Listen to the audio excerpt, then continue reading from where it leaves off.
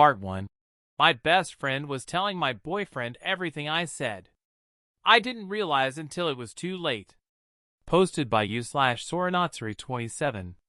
I don't even know how to start this without sounding completely paranoid. But if you've ever had that creeping, itchy feeling that something just isn't right, like a slow leak in a tire you can't find, that's how this all started. I'll try to keep this organized, even though the whole thing still feels like a blur. So, I, 27F, had this best friend, Leah, 27F, since high school. Like, deep bond type. We had one of those chaotic but ride-or-die friendships. Shared clothes, cried over the same terrible boys, crashed on each other's couches more times than I can count. She was the first person I called when my mom was diagnosed. I was her +1 at her brother's wedding. You get the picture. Then came Eric. Eric, 29M, was something. I met him through mutuals at a party about 1.5 years ago. He had that disarming kind of charm, the self-deprecating humor that made you forget he was hot. We started dating casually, then less casually, and within a few months we were that couple. You know the kind, always showing up together, finishing each other's movie quotes, inside jokes that made everyone roll their eyes. Gross in a good way. Leah was totally cool with him. At first.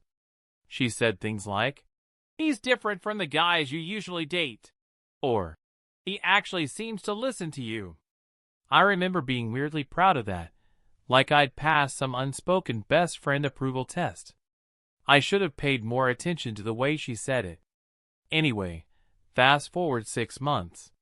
Everything seemed fine. Leah would come over, hang out with both of us, binge trash TV.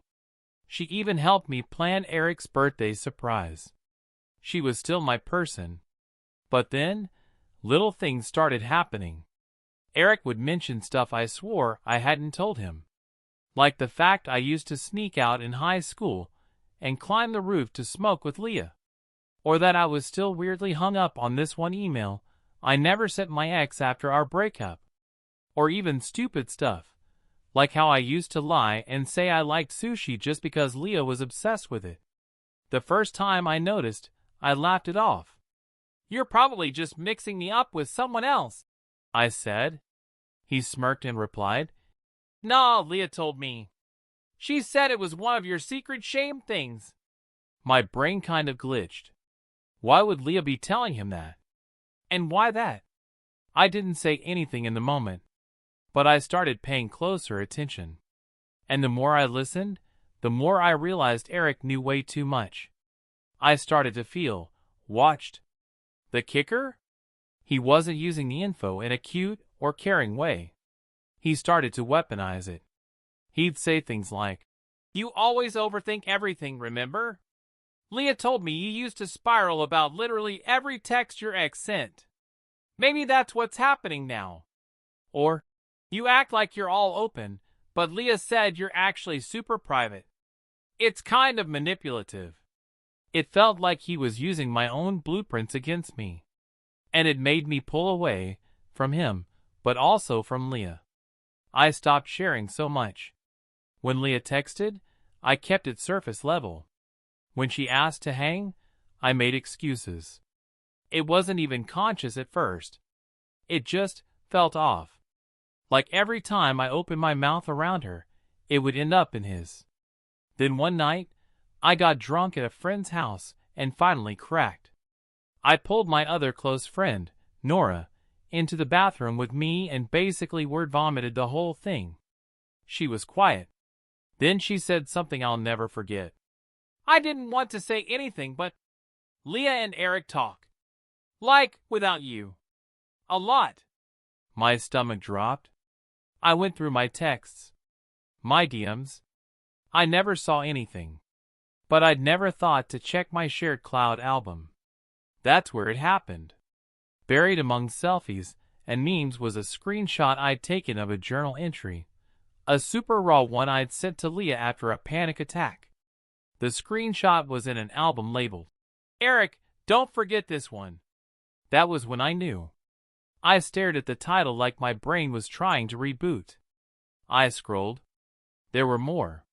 Notes I'd written. Photos of private convos. One of them was even a cropped screenshot of a message I'd sent Leah, with just the words, "I don't think I'm safe with him anymore." My legs went numb. It was like watching someone carve into your diary with a kitchen knife. I didn't sleep that night. I didn't cry. I just sat in bed, phone on my lap, trying to figure out how the hell I missed this. The next day, I texted Leah. "Hey, wanna grab coffee later?" She responded, "Of course. Miss you pleading face, hot beverage, yellow heart." That emoji combo. Jesus. We met at our usual cafe. She hugged me like nothing was wrong. I hugged her back, trying not to flinch. We got drinks. She asked about my job. I said it was fine. Then I asked, "Have you talked to Eric lately?" She didn't miss a beat. "Not really. Just here and there." "Why?" My stomach twisted. I smiled and said, "Just curious." We chatted for another 20 minutes. She laughed, complimented my hair, showed me a TikTok. Then, as we stood to leave, I said, "I found the album." Her entire face dropped. Not shocked. Not confused. Guilty. "What album?" she asked, like she didn't know. I didn't say anything. I just looked at her. And for a second, I swear I saw something flicker, like her mask slipping. Then she said, "Look, I didn't mean to. It wasn't like that." I let her talk. She rambled about how Eric was really concerned about me and would ask her for advice, and how sometimes she'd share things to help him understand me better. That it wasn't malicious. That she was just trying to help. I asked her, "So when I told you I was scared of him, you decided the best thing to do was tell him?" Silence. "I trusted you," I said. She reached for my hand, and I pulled it back. Then I left. I got maybe half a block before I started shaking. I didn't want to go home. I didn't want to go anywhere. I sat on a bench and called Nora. She picked up immediately. "Tell me I'm not crazy," I whispered. "You're not," she said. Then she told me something I wasn't ready to hear. "They've been hooking up." I think my heart actually stopped. Apparently Nora had seen Leah and Eric leaving the same bar, together, 3 different times. And one time, a week after my birthday, she saw them kissing in a car. She hadn't told me because, and I quote, "You were already spiraling, and I didn't want to push you over." I sat there on that bench for an hour. Maybe more. Everything started replaying in my head with a new filter. Every glance Leah gave him. Every fight I'd had with Eric that felt oddly well-informed. The nights Leah couldn't hang because she was seeing someone new. It was him. It had always been him. And she was the bridge. The spy. The traitor. I blocked them both. I deleted every photo, every chat. I called in sick to work the next day and the one after that. I didn't eat. I didn't shower. I laid in bed replaying every detail I could remember. Until I found something I hadn't noticed before. It was hidden in the album's metadata. A name I didn't recognize. And a folder titled Plan B. Part 2. The folder was labeled Plan B. I should have never opened it. So yeah. Plan B. That was the name of the hidden folder in the shared album, buried behind layers of emojis and memes and blurry brunch selfies. I'd only found it by accident, scrolling back through metadata like some kind of digital archaeologist trying to carbon date my betrayal. I tapped it. Inside were screenshots of our conversations, not just mine and Leah's, but mine and Eric's too. Somehow, he had access to both. Texts, voice notes, call logs, even photos I'd sent that I never uploaded anywhere. Stuff that made me feel stripped bare. But that wasn't the worst part. There were notes. Like, actual notes. Time-stamped, bullet-pointed breakdowns of things I'd said, done, or felt. January 12th. She's starting to second-guess me again. Leah needs to distract her. January 17th. She mentioned that dream again. Possible triggers equals her dad, the hallway, fire alarms. January 20th. Remind Leah not to bring up the ex. That backfired last time. They weren't just spying on me. They were coordinating. Like AF ****ing project. Like I was the project. My blood went cold. I couldn't move. I couldn't even get angry, not yet. I just stared at the list, scrolling endlessly, until I landed on the final entry. February 3rd. If this doesn't work by March, Leah will go quiet. Try. The split. Either she clings or she walks. What the hell was the split? I went back and looked at the calendar. March 3rd. That's the day Leah suddenly went dark. Stopped responding to texts. No more coffee meetups. Ghosted me like I was a bad Tinder date. I remember telling Nora, "It's like she disappeared overnight." Now I knew why. I texted her. I don't know why. Probably some pathetic part of me hoping she'd deny it, say it was fake, say I'd misread something. I typed, "What's the split?" Read. No reply. Of course. I thought I was done. Emotionally, I mean. Like I'd cried, screamed, spiraled already. But nothing prepares you for the second wave. That thing where the betrayal sets in not just as a memory, but as a new reality. It's like learning gravity works differently for you. That all your laws of connection, of friendship, of love, were wrong. I couldn't sleep. Couldn't eat. Couldn't stop reading and rereading those notes. It felt like I was studying for a test I didn't know I'd been taking. Until I saw something that made me throw my phone. Another folder. Titled, Insurance. I sat there for a full hour just staring at that word. Then I opened it. There were videos. Nothing explicit, thank God. But stuff that felt calculated. Like footage of me drunk, slurring my words. Crying in the bathroom at a party. A clip of me snapping at a barista when I was clearly already having a terrible day. Clips of me being messy. Being human. But framed in a way that made me look unhinged. I realized what it was. AF ****ing smear file. Something you build if you think someone might turn on you. Insurance. A backup plan in case I made a scene. In case I tried to ruin them. They were getting ready to gaslight me. I felt sick. I called Nora. I told her everything. She didn't even act surprised.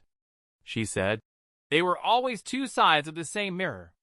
And then she told me something that changed everything. Leah had a burner. A second Instagram she never followed me with. Nora had found it last year when it popped up in her People You May Know tab. It was full of cryptic posts, quote graphics about manipulation, and selfies that made it very clear Leah was not the same person she was around me. And Eric? He liked every single one. That's when I got mad. Not sad, not scared, furious. Like fire in my veins, shaking hands. Burn everything down. Kind of rage. I went into full detective mode. I made a fake IG. Followed Leah's burner. Scrolled through 3 years of content. Every caption was a breadcrumb. Vague shade posts, stuff like, "Some people fake vulnerability to get sympathy. Trust is currency. Don't spend it on people with emotional debt. Manipulation wrapped in softness is still manipulation." And then, a comment on a post from last winter. From Eric. He wrote, "She's learning. Finally." I felt something in me crack. This wasn't just betrayal. It was sabotage. A long con. And I had no idea why. Until I noticed the dates again. Everything. The folder, the smear file, the split. It all started after I got a new job. A really good job. One that would have moved me across the country. One I almost didn't take because Eric said he'd miss me too much. And Leah had said, "You really think you're cut out for that kind of stress?" Oh hell. They weren't just spying. They were undermining. They didn't want me to go. Not because they cared. Because if I left, their control cracked. Their access died. They needed me close, confused, off balance, second-guessing myself. I'd always thought I was a little paranoid. Turns out, I wasn't paranoid enough. So I did what anyone would do. I made a plan. First, I screen recorded everything. Every folder, every file, every video. I copied the cloud album, backed it up 3 times, hid it in plain sight. Then I waited. A week passed. Then 2. Leah texted. "Hey stranger, you okay?" I replied. "We should talk." We met again. This time, I chose the spot, a public park. No distractions. No exits. She showed up in sunglasses, oversized hoodie, like a washed-up celebrity hiding from paparazzi. I said, "You don't even deny it." She shrugged. "You found it. So what now?" I looked at her, really looked. And I didn't see my best friend. I saw someone who had studied me like a puzzle. Piece by piece. I said, "You're sick." She smiled. Smiled. "You were never the victim you think you are." That was it. I left. I didn't reply to anything after that. Not her texts, not Eric's, yeah, he tried to, not the weird, anonymous DMs I got saying things like, "You're overreacting," or, "It's not what you think." Too little, too late. Instead, I did what they never expected.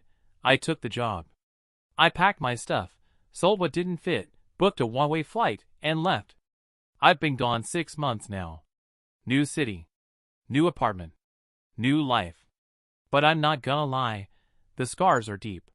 Sometimes I'll laugh too loudly and immediately wonder if someone's recording me.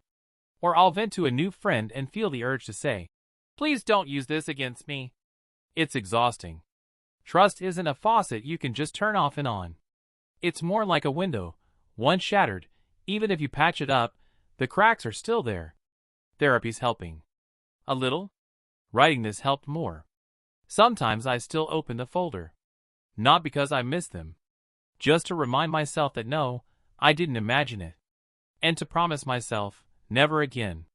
Funny thing, in therapy the other day, I told my therapist I was scared that no one would ever really know me. Like, know me, without filters or strategies or expectations. She looked at me and said, "Maybe that's the point. Maybe the first person who needs to know you is you."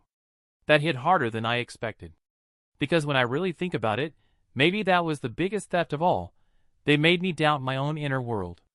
My own memories. My instincts. But here's the wild part.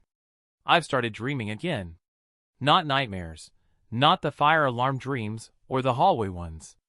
Real dreams. About things I want to build. Places I want to go. A bookstore I want to open someday. A writing group I've been lurking in online, but might actually join.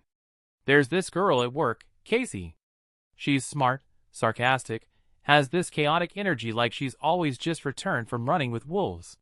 She invited me out for drinks once. I said no. She didn't push. But she still brings me coffee sometimes. Black, like I take it. Small thing. But I noticed. So maybe trust starts like that. Not some huge leap. Just a shared coffee, left quietly on your desk. No strings. I'm learning to trust in the little things again. Which might be the bravest thing I've done. Part 3. I put everything online. And then the fallout hit. Okay. You're still here. That means you're ready. Let's talk about going public. I sat on that folder for weeks. Months even. Told myself it wasn't worth it. That outing Leah and Eric would make me just as bad. That I should take the high road. That revenge was for people who didn't heal. But here's the thing no one tells you about healing. Sometimes, silence isn't noble. It's just another version of hiding. And I was done hiding. So one night, I opened my laptop and started typing. Every detail. Every receipt. Every screenshot. I blurred what needed blurring, kept it factual, left out the petty stuff. I just told the truth. I didn't name them directly, not at first. But anyone who knew us could connect the dots. Then I posted it. Not on Reddit. Not on Facebook. On a Medium blog I'd set up under a pseudonym. Anonymous enough for protection, but public enough to sting. I didn't expect much. 200 reads, maybe? A few quiet DMs from mutuals saying, "Damn, I'm so sorry." What I got instead? 10,000 views in the first 24 hours. Then 50. Then it blew up. People shared it, commented, reached out. Strangers saying things like, "This happened to me too," or, "I always suspected something was off about people like that." Even some local bloggers picked it up. And with visibility comes risk. On day 4, I got a call from a number I didn't recognize. "Why are you doing this?" Leah's voice tight, clipped. I didn't say anything. She continued, "You're running everything. I have a job. A life." I said, "So did I. Until you decided I was your project." Click.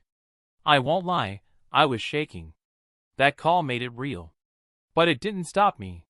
Then Eric emailed me. A full-on manifesto. 7 paragraphs of pure projection, ending with, "If you don't take this down, I'll have no choice but to respond publicly." I didn't reply. I just posted his email in a follow-up blog. Redacted his name, left everything else. And then, something unexpected happened. Someone else came forward. A girl named Jess. I didn't know her, at least not well. She'd been in Leah's college friend group. Said she'd been through something very similar, love bombed, then discarded, while Leah managed her emotions like a case file. Jess had screenshots too. Then another person messaged me. And another. By the end of the week, 5 women had contacted me. Different states. Different timelines. Same pattern. Suddenly it wasn't just my story. It was a blueprint. That's when Leah's mask really cracked. She made a Notes app apology. You know the kind, beige background, centered text, full of phrases like, "I'm sorry if you felt hurt," and "That was never my intention." She turned the comments off. Of course. People weren't buying it. But here's the part that truly broke my brain. Some people did. Some people always do. They said I was being vindictive. That I should have just moved on. That I was bitter, jealous, dramatic. I almost believed them. Until I remembered that feeling. Sitting in my own room, staring at a folder labeled Plan B, realizing I had been reduced to a contingency. No. They don't get to decide the terms of my closure. So I kept going. Not to destroy them. Not to win. But to reclaim the narrative. People think closure means everything ties up neatly. Like life's a TV show, and you get one final episode with a heart-to-heart and credits that roll over soft piano music. It's not. Sometimes closure is just clarity. Knowing the truth. Speaking it out loud. Not flinching. And yeah, it came with backlash. Some mutual friends ghosted me. A couple even defended Leah. One DM'd me. "You're just mad she outgrew you." Outgrew? No. She outmaneuvered me. Like I was a PR liability she needed to contain. But for every fake friend I lost, I gained something better, real ones. People who saw me. Who said, "You deserve better," and meant it. People who told their own stories, because mine gave them permission. Meanwhile, in real life, I kept my distance. No more calls. No more updates. Just peace. Or, the beginning of it. Until 2 months later, I got a package. No return address. Just my name, messy handwriting, like someone couldn't decide if they were furious or ashamed. Inside was a USB. And a note. "You should know everything." My stomach dropped. For a full hour, I just stared at the thing like it might explode. When I finally plugged it in, I wasn't ready. Because what was on there? It wasn't just about me. It was everyone. Leah had been keeping files. Like literal dossiers. Notebooks scanned into PDFs, voice memos, recordings of arguments. One labeled, "Eric, leverage," made me pause. Turns out, he wasn't innocent either.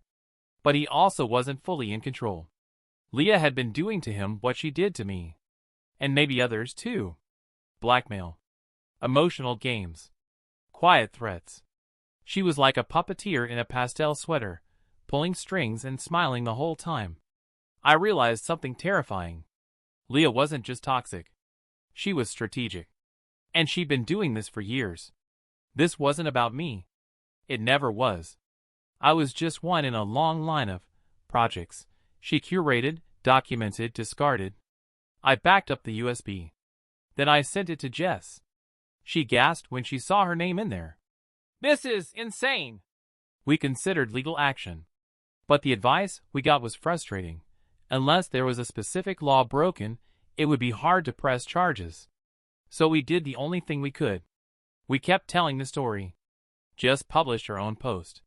Then another girl. Then another.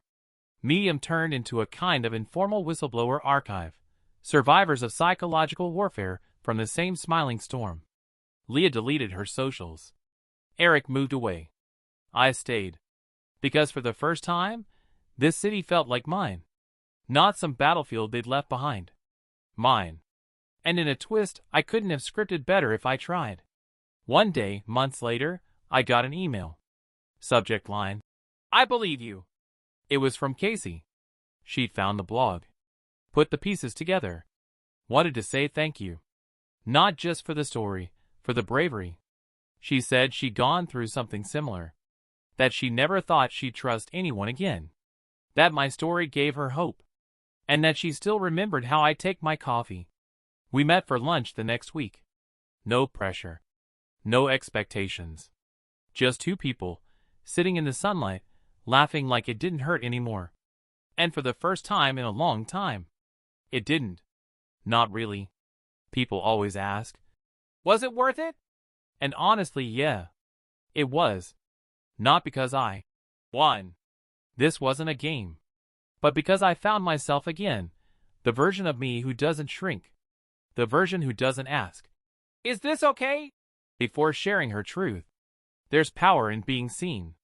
And even more in seeing yourself clearly, flaws and all, and choosing to keep going anyway. Writing all this out, it wasn't just closure. It was reclamation. A friend recently said, "You write like someone who's been to hell and brought back souvenirs." I laughed. But it stuck with me. Because that's what this has been. Not a clean ending. But a beginning laced with scars. There are still bad days. There are still echoes. But now I know how to listen without falling in. Now I know I'm not alone. If you're reading this, and someone made you feel small, monitored, played, if they dressed up their manipulation as concern, or their control as love, let this be your reminder. You're not crazy. You're not dramatic. You're not overreacting. You just know better now. And that's power they'll never get back. So tell your story. Even if your voice shakes. Even if no one claps. Even if it's just for you. Because healing isn't something that happens to you. It's something you decide to do. Again and again and again. Until one day you wake up, open the window, sip your coffee, and realize you're free. Really free. And that's the ending they can never rewrite.